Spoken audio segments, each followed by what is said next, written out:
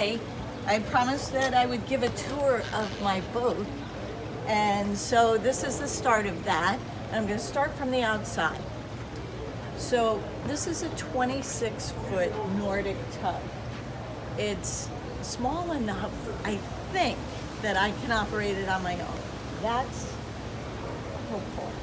So what I have done to it is I have 2 cats, and I made this, well, I didn't make it, but I bought this safety line and put it on with some friends back home and tried to put it on the whole boat. Now that back part where I have these little groovy shower curtain hooks, and then it just hanging down, the cats have not figured out yet that they can fit under that. They try to go straight through it. So far it's worked. And then I have my bicycle. I put in a windlass, and that's exciting. You'll see this is slightly bent. I did that today in a lock. You know, I just jammed it right into the cement, but I'm learning. Believe me, I never really drove a boat before. My husband always drove the boat, so I'm trying to learn, and nobody was injured, just the boat. So I have a kayak up there because I don't have a dinghy. That was just out of my price range, although probably should have been within it. But so I have that, and I put a car carrier type thing on board. Oh, and here's Touch. And that just holds a lot of like dive equipment in case I have to go under the boat if I snag a crab trap or something. On the back of the boat, it used to be just a cover. The bimini top was the only thing there, and I had this guy in my town put this screening on, plus he put isinglass. You can see the isinglass is currently rolled up.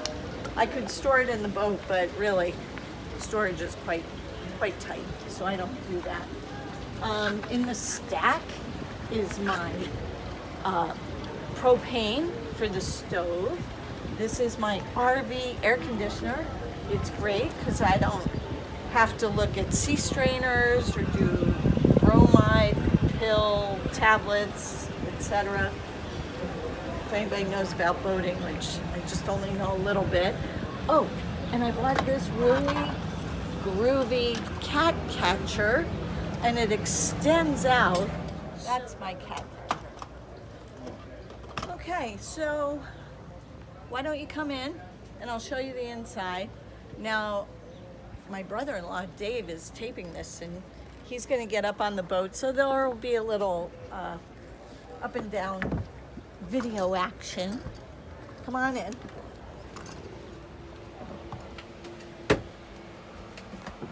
So here we are at the helm, and this is where this book, I'm sure if you sail, you know all about these waterway guides, and they tell you everything about everything as far as marinas go, bridges, locks, etc. So we've been relying heavily on that on our trip across Florida.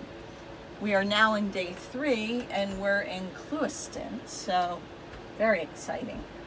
We'll start at the stateroom down below. Hopefully you can, it's going to be dark, but hopefully you can see some of the stateroom. My sister and brother-in-law are sleeping here. This is kind of right now just a bunch of storage. I have one cat underneath there. Let me show you the very nice head. I love this head, actually. It's very clean and functional, and it actually doesn't stink. So it's April fresh, and this is April. Benches to sit on while we're piloting the boat.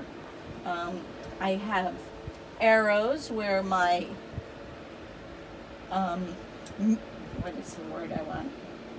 My oil and hot and what? Temperature and pressure. Temperature, yes. Where they are, so that I know if things run hotter or the oil is hotter too. Higher pressure. The pressure, that's it. Yeah. And so down below here is the galley, and this table turns into a bed, which I'm sleeping on now. Goes down, all the cushions come out, and sleep there. It's excellent. We've got a stove, very small refrigerator like in a hotel room, but it's perfectly sufficient at this point. So I think that's about it there. It's a quick tour. And then out back, watch your head, is my aft deck. So here, I'm able to put these fold-up chairs. I probably will replace those in the near future. But my sister and brother-in-law bought me this groovy table, which we use all the time, and it folds up into nothing, which everything on a boat should fold up into nothing. We have the kitty litter here, which is so important, and I haven't quite trained them on that swinging door yet, but will. The cooler I was able to put on the swim platform in the back, which saved space here. So right now we have seating for 3, which is perfect for this trip because we have 3 people on the trip. So that's about it with the tour. Look for other videos in the future, and we'll try to video where we're going and all about the loop. And here come some people that are going to introduce themselves. It's so much fun meeting people. So, goodbye for now.